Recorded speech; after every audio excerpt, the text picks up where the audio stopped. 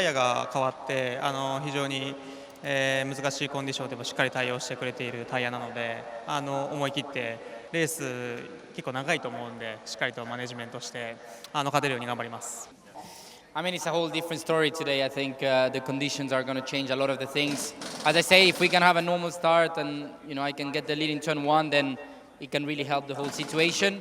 Of course, 3 years ago, one here, but it doesn't mean that today we can do it. But anyway, so far this weekend we did a good step forward compared to the rest of the season. So hopefully we can finish the weekend on a good result. Okay, then thank you so much, Sasha.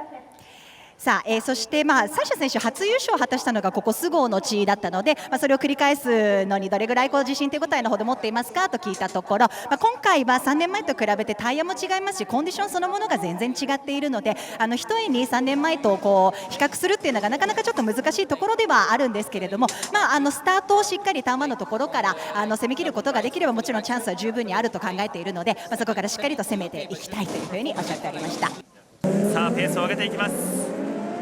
2025全日本スーパーフォーミュラ選手権第8戦東北大会、セーフティーカーが離れまして岩佐歩が先頭、後ろからサッシャ・フェネストラズがいい距離感でやってくる。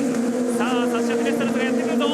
岩佐の後ろしっかりついている。さあサッシャ OTS アウト側並んできた。さあサッシャ・フェネストラズアウトから来る。緑のトムスの星インガーイルサイム、ここは岩佐なんとかもらいましたが、さあすごいが3番手に上がっています。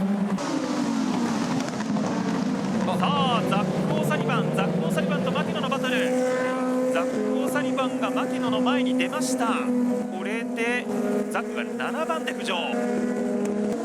さあサッシャ・フェネストラズ2番手、ここはトムスのチーム同士の争いになる。坪井翔がアウトから来るところ、サッシャ・フェネストラズ譲らず。セーフティーカーが投入されます。セーフティーカー投入です。小林カムイがドライタイヤ準備。いやー面白いことやってくれますね。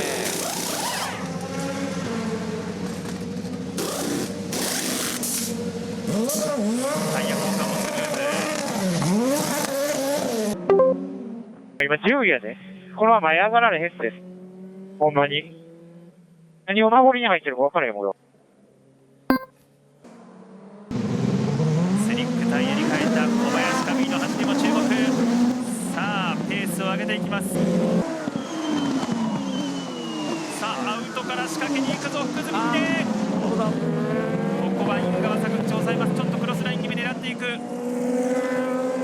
それでもここは坂口がなんとかこらえます。さあそして前の方では福住二礼だ。福住二礼と坂口瀬名、福住二礼がこれで4番手に浮上。さあ今度は坪井翔を追いかけます。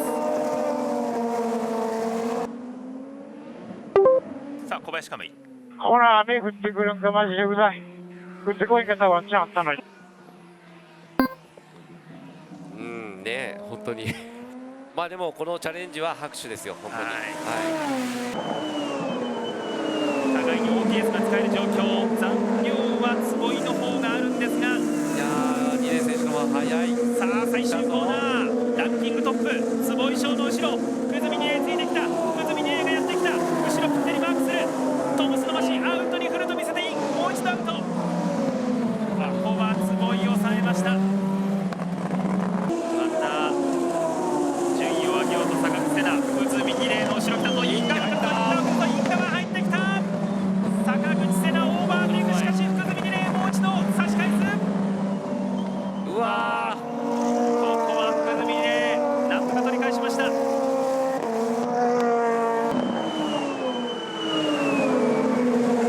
残り2分。さあインガーが来た。最終コーナー横並ぶ坪井と福住サイドバイサイド。さあ2台一のぶつかり合い福住二礼横並ぶインガーは福住二礼オーバーテイク。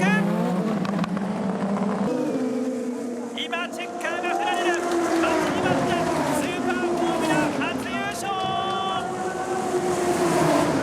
そして2番手サッシャ・フェネストラズ、3番手に福住二礼。